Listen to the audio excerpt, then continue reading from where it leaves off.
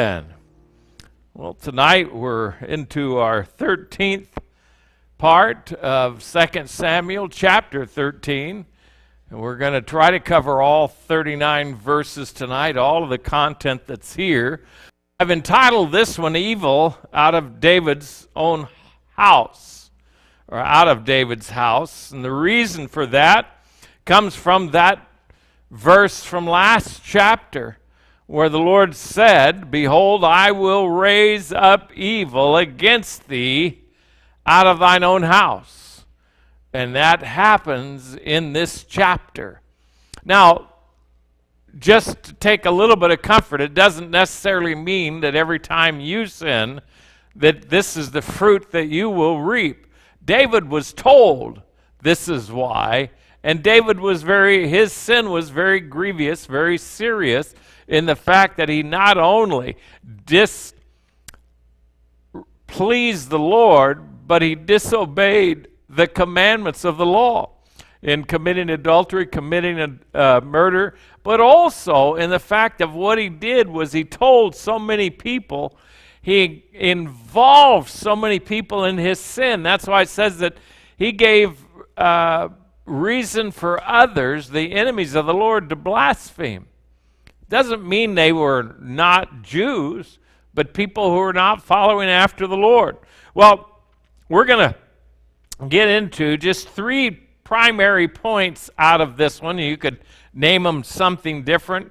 I had several different ones that I could have, but it goes from verse 1 to 22, verse 23 to 33, and 34 to 39. The first one you could say is Tamar being raped, or the incest of Amnon and Tamar. Second one, Absalom's murder of Amnon. The third one, Absalom flees to Geshur, and we'll talk a little bit about that. I tried to create, too, a little chart that I would hope that will help. I'll give a little bit after the first verse, because first verse gives you almost everybody in this chapter who really is the primary character. There's only one other individual here, and you'll meet him in a little bit in the next verse. It says, "And it came to pass after this that Absalom," that's character number one, "the son of David, had a fair sister, a beautiful sister, whose name was Tamar. And Amnon, the son of David, loved her." It says loved, but you might as well put in there he lusted her, because that's really what it is. But what we have is you'll see David, and then you'll see his two wives below him, below his name, Machir and Ahinoam. And then below them you'll see the children that they bore, at least the ones that are in our consideration here, which is Absalom and Tamar. They were born of the one wife, Machir, and then Amnon was born of Ahinoam. And then I put over there Shimei, who was actually David's brother, and David's brother gave birth to Jonadab, and that's the other character that you'll read in the very next verse, where it says, "And Amnon was so vexed that he fell sick for his sister Tamar, for she was a virgin, and Amnon thought it hard for him to do anything to her." In other words, she was too protected. He couldn't get at her. That's what it's talking about. He wanted to, so you can already see that he had lusted after her, and the fact that she was a virgin was also very attractive. And again, you can kind of see that whole scenario of the life that each one had. And of course, there's a lot more brothers and sisters, but both of these brothers, Absalom and Amnon, had great aspirations. Amnon is the firstborn of David in Hebron, so he's the first in line for the king and the kingdom. Absalom is the thirdborn. He is not in line for this, but there was an unbridled lust that Amnon had for Tamar, and it didn't matter to him that it was his half-sister. He was so full of lust that it affected him physically. That's why it says that literally he was so vexed that he fell sick for her. And then in verse 3, but Amnon had a friend, a companion, one that apparently he could bring into his private moments of thought of lust and such, whose name was Jonadab, again the son of Shimeah, David's brother. And Jonadab was a very subtle man. He was a very quick, cunning man. Those are not complimentary terms. He was quick on his feet to devise evil plans. He was quick on his feet he was an opportunist. Like a lot of the men apparently in the scriptures that we will see, they were very much like that. The friend was concerned for Amnon, but again, when you see who he was, and David apparently had him, and you'll see a little bit more about him later, he was kind of the inner circle. So he was a trusted member of David's inner circle of family that were with him and help him. But I think he was just simply an opportunistic sneak who sought to take advantage of any situation which presented itself to him. He was quick on his feet to claim what he wanted. So he saw a friend in need, and he thought, this is a way for me to get what I want. And that's exactly what happened in verse 4 again. He says in verse 3 again, but Amnon had a friend whose name was Jonadab, the son of Shimeah, David's brother, and Jonadab was a very subtle man. I guess it's going backwards. Got to go forward. And he said unto him, why art thou, being the king's son, lean from day to day? In other words, why aren't you eating? Why are you not healthy? What's going on with you? Wilt thou not tell me? And Amnon said unto him, I love Tamar, my brother Absalom's sister. He didn't have any problem mentioning this at all. Now notice what happens. And Jonadab said unto him, lay thee down on thy bed. He's quick. Comes up with a plan, and make thyself sick. Well, he was already kind of looking that way because he was, this so vexed him. He wasn't healthy, so he saw it. He figured out a way to do this. Make yourself sick, and when thy father cometh to see thee, say unto him, I pray thee, let my sister Tamar come and give me meat, and dress the meat in my sight, that I may see it, and eat it at her hand. So the plot is set. Let's read how it happens. It goes just like he said. So Amnon lay down and made himself sick. And when the king was come to see him, Amnon said unto the king, I pray thee, let Tamar my sister come and make me a couple of cakes in my sight. And that's the other part. I want her here cooking it in my presence. I want her around me as long as I can so I can gaze on her, so I can watch her, not just so that I can eat at her hand. Then David sent home to Tamar, saying, go now to thy brother Amnon's house and dress him meat. So Tamar went to her brother Amnon's house, and he was laid down, and she took flour and kneaded it, and made cakes in his sight, and did bake the cakes. And she took a pan and poured them out before him. Oh, but he refused to eat. Now, that again is part of his subtle plan. Amnon said, have out all men from me. And they went out every man from him. Now his lust is in action, but he needs privacy. Or we might say better yet, he doesn't want any witnesses, and he certainly doesn't want any obstacles.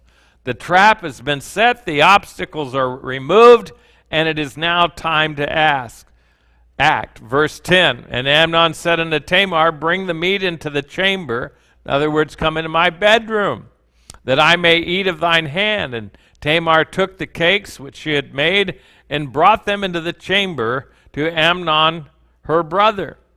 And when she had brought them unto him to eat, he took hold of her, and said unto her, come lie with me, my sister.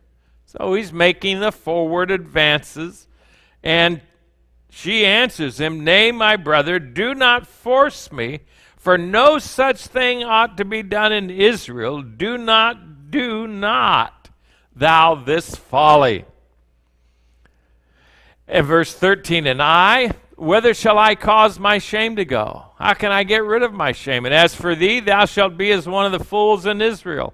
Now, therefore, I pray thee, speak unto the king, for he will not withhold me. In other words, if you want me so bad, seek my hand in marriage. David will give me to you. That would not work well. She knew that both of their reputations would be destroyed and that they would be banished from the king's presence. When that appeal did not work, she proposed to choose for him to choose her as his wife, but he didn't want that. His lust would not be satisfied with any further delay. Verse 14, howbeit he would not hearken unto her voice, but being stronger than she, forced her and lay with her. So not only do we have incest, we have rape. That's what we've got here. We have someone, again, that has an unbridled lust. Now remember how we started this, and the whole thing was evil. I will cause evil to arise out of your own house. That's exactly what is happening. David's unbridled lust for Bathsheba caused him to take her, lay with her. He didn't force her, though. We never see any of that. But he did murder her husband for her and then married her after. And again, remember, all of that displeased the Lord. But this man forced Tamar. He was stronger than her. Then the saddest thing about all of this, after he took her by force and raped her, immediately after he satisfied the lust of his flesh, verse 15, then Amnon hated her exceedingly, so that the hatred wherewith he hated her was greater than the love. Now, you know, if you loved her, that wouldn't have been the case. David didn't hate Bathsheba after she gave in to him. And it wasn't because of the resistance that Tamar was hated by Amnon. But it says Amnon told her to get out, arise, and be gone. I don't know. When you look at this, you can speculate, you can wonder about it, but has she just simply become a prod that convicts him of his horrible sin? Was that what it was? Or was there some other reason why he began to hate her so exceedingly, again, even above what his supposed love was or his lust? He dismisses her, tells her to go away, and she doesn't really go. Verse 16, she said unto him, there is no cause. This evil in sending me away is greater than the other that thou didst unto me. I mean, think about this. Now she's got to go away in shame. Look, you've defiled me. You've done this wrong to me, and now you're just going to send me out without anything? But he would not hearken unto her. His conscience had to have been screaming to him, but it now must be made quiet. He now lusts not after her, but after silence. That's what he wants. He doesn't want any conviction any longer. Amnon doesn't even listen to her or respond to her words. Instead, what does he do? Verse 17, then he called his servant that ministered unto him and said, put now this woman out from me, and bolt the door after her. Wow.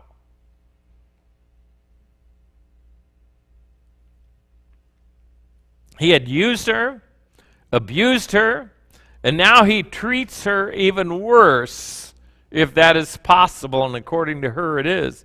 He didn't even care that he had disrespected her, defiled her, and now forcibly removes her. And so what happens when she goes out? Tamar, she had a garment of divers colors upon her, for which such robes were the king's daughters that were virgins apparelled. Then his servant brought her out, and bolted the door after her. I can't even imagine what the sound of that bolt must have meant to her and how it must have affected her. Well, we can see how it affected her. Verse 19, and Tamar put ashes on her head and rent her garment of divers colors that was on her, and laid her hand on her head and went on crying. She's not acting. She is conducting herself in a manner that is suited to her being defiled, her virginity taken forcibly from her, and put out in the street to shame. Then what do we see? And Absalom, her brother, said unto her, hath Amnon thy brother been with thee? Well, now, isn't that interesting that he would ask that question? Makes you wonder, was his lust after Tamar known already? That he didn't do a very good job at hiding it, if he hid it at all. But Absalom knew he asked the right question. But behold now thy peace, my sister, he is thy brother. Regard not this thing. So Tamar remained desolate in her brother Absalom's house. I think of what he said was because he had a plan. He had a plot already. He had sought to protect his sister from her shame. Again, we are told this really affected her entire future. It says she remained desolate. In other words, she remained isolated and separated without anyone ever looking forward to marrying this girl. She was just kept taken care of in Absalom's house. And when David, verse 21, heard of all these things, he was very wroth. That's it? You're angry? You don't do anything? David did not act. None of his acts are recorded at all, at least not here. I wonder if the guilt and shame of his own sin, along with the prophet's words, all of a sudden came to him and to his heart at that moment and cut him to the quick.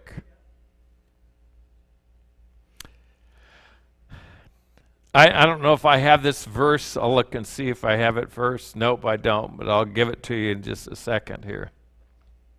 In Leviticus chapter 20 and verse 17, the law says, if a man shall take his sister, his father's daughter, or his mother's daughter, and see her nakedness, and she see his nakedness, it is a wicked thing, and they shall be cut off in the sight of their people.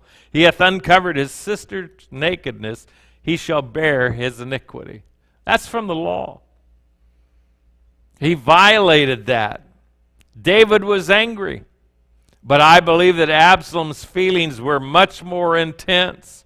Verse 22 says, and Absalom spake unto his brother Amnon, neither good nor bad. What does that mean? He just talked to him, didn't say anything. He did not give a hint of his animosity, his anger, or his bitterness. And I believe there was a bitterness that was here, and it was a bitterness that he would not let go of, not now, not even later. Absalom, in fact, took plenty of time to create a plan and exercise a plan with more than one motive. I believe that he not only sought to revenge his sister, but he also saw an opportunity to seize the throne. Remember, he's the third born. Amnon is the firstborn. He sees this as an avenue to succeed David upon that throne. Then we see from verse 23 to 33, Absalom murders Amnon. Again, we had a murder with David. We have a murder with his son killing another son. I shall cause evil to rise out of thine own house. Absalom was in no hurry, though. Notice what it says, and it came to pass after 2 full years. Absalom wasn't in any hurry, but he was certain of what he was going to do. After those 2 full years came about, Absalom had sheep shears in Baal-Hazor, which is beside Ephraim, And Absalom invited all the king's sons. So he must have had a pretty good fold of sheep, quite a bit. And if you remember, oftentimes when they did do the shearing, that there was a big party that they had, a big feast that they had. And so that's exactly what he does. He waited and began to work out his plan of revenge and his aspiration to ascend the throne. The third-born would rid himself of the firstborn, and who was the rightful heir of the throne. And he would use the cover of a celebration. Verse 24. And Absalom came to the king and said, Behold, now thy servant hath sheep shears. Let thy king, I beseech thee, and his servants go with thy servant. So he's even going to bring David. He wants him to come. But David says, no. King said to Absalom, Nay, my son, let us not all go now, lest we be chargeable unto thee. Meaning, we're too big of a party. This is going to cost you too much. Remember, the king, when he travels with an entourage. He travels with a lot more people than Absalom or any of the other sons might go. But even that, it says, Nay, my son, let us not all go now, lest we be chargeable unto thee. And he pressed him, howbeit he would not go, but he blessed him. And what do we read? Then said Absalom, If not, I pray thee, let my brother Amnon go with us. And the king said, Why should he go with thee? What's going on here? You don't really talk to him. You're not really friends with him. What's going on? But Absalom pressed him that he let Amnon and all the king's sons go with him. Just like David's lust pressed him to gain Bathsheba as his wife, just like Amnon, who was driven by lust to defile his own sister, Absalom is now pressed upon by his own hate and bitterness, and it has driven him to persist in making David command Amnon to go with him. Verse 28, Now Absalom had commanded his servants, saying, Mark ye now. So they're all going to go. But he gives them heads up. I want you to know. Now again, this is where you find that they don't just do their sin on their own. They incorporate others to do it. So Absalom got his own men. Mark ye now, when Amnon's heart is merry with wine. In other words, again, when he's a little bit drunk. When he is just a little bit off. When I say unto you, smite Amnon, then kill him. Fear not. Have not I commanded you? Be courageous and be valiant. Now I think about it, if David had said he was going to go, would he have gone too? Or would he have done the same plan, with what he was doing? Absalom would not necessarily strike the blow. He would not drive the knife or the spear or however they did it, but he did command it to be done. These men would be killing the king's firstborn. That too is why Absalom told him to be courageous and be valiant. I think it's also because Absalom has already made it known he's got plans on becoming the next king. Some have said it's likely that the second-born has already died. He's not in the picture. We don't see him in here. His name is not mentioned at all. So it may have been that already that Absalom's considering once the firstborn is gone, he's next in line. Verse 29, And the servants of Absalom did unto Amnon as Absalom had commanded. Then all the king's sons arose, and every man gat him up upon his mule and fled. Now, I don't think it's as calm as this verse makes it sound. I don't think that when that happened, they all just kind of said, well, I guess we ought to go home. I think they were heading out for fear of their own lives. The deed is done. Another murder has taken place in David's family as a result of the lust of the flesh. The chaos has begun. A murder has taken place in this feast that had the wine flowing. And again, I think, as you might imagine, Absalom's brothers got up and fled out of fear. I wonder if you were to think in your own mind, how would you see this scene working out? They may not have seen the very act of his death, but it was soon noticed, and they got up and fled. Suddenly, as they are traveling back to Jerusalem, suddenly David gets the terrible news. News travels fast, and apparently as all of the sons were heading back to Jerusalem, back to David, others were getting the information and they were riding on ahead. And David gets this terrible news, and it's not true, but David does not doubt the veracity of the information. Verse 30, and it came to pass while they were in the way, in other words, while they're traveling back, that tidings came to David, saying, Absalom has slain all the king's sons, and there is not one of them left. Man, who told him that? Maybe somebody who saw them kill Amnon and figured they took off right then and there. They weren't waiting around for anything else and figured all the other sons are going to die because Absalom is seizing the throne. Well, what happens? David, the king, arose, tore his garments, and lay on the earth, and all of his servants stood by with their clothes rent. David's family is certainly, it appears to be a very dysfunctional family. Certainly full of sadness. Now we all of a sudden find Jonadab appear again at the center of the situation. Again, this is why I say that he appears to be an opportunist who seeks to help himself in any way he possibly can. He is quick and he is cunning, and as David is mourning, all of a sudden, Jonadab comes up, the son of Shimeah. David's brother answered and said, Let not my lord suppose that they have slain all the young men. He wasn't there. How did he know?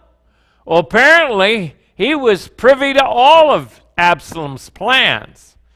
And he said, For Amnon only is dead, for by the appointment of Absalom, this hath been determined from the day that he forced his sister Tamar.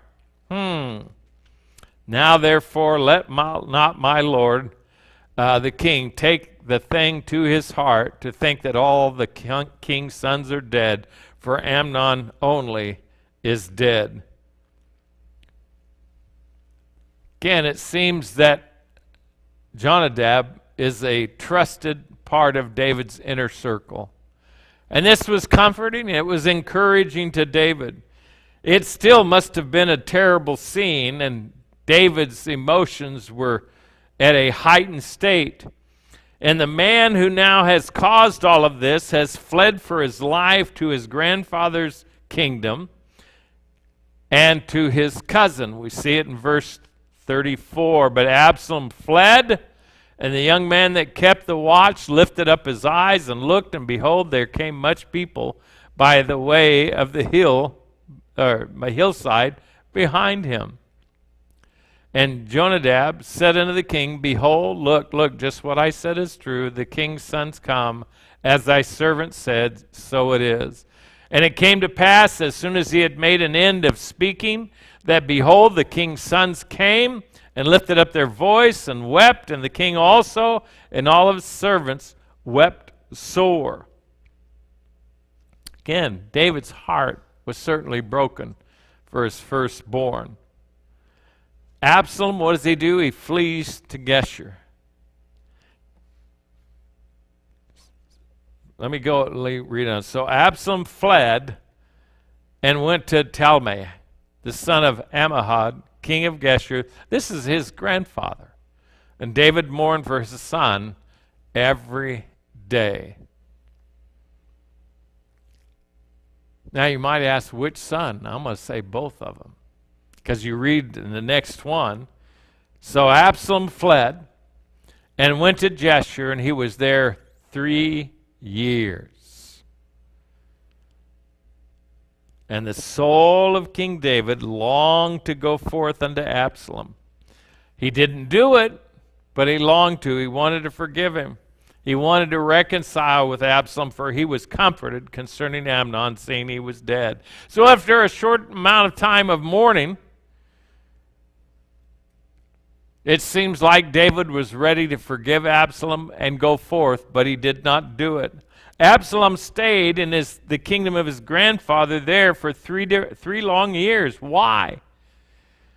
We do know why he came back. The event is recorded in the very next chapter, verse 23, where Joab actually goes and gets him and brings him back. But he brings him back, but David makes a rule, says, but he cannot see my face. In other words, Absalom is coming back, but he will not be allowed to be at any official function. He will not be allowed to be in any particular place where the king's face will also be. What was the problem?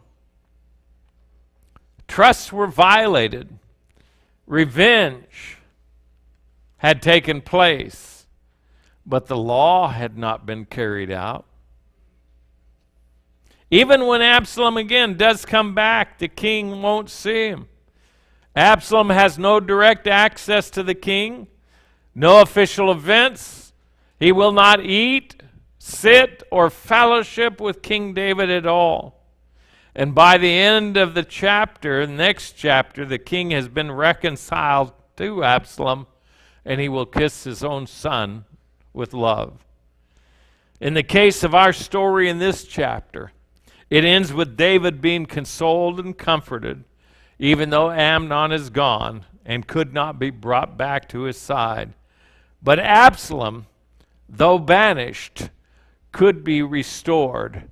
And Joab, you'll find, is a sneaky little Pete also that has a little story that he throws in there to get Absalom to come back.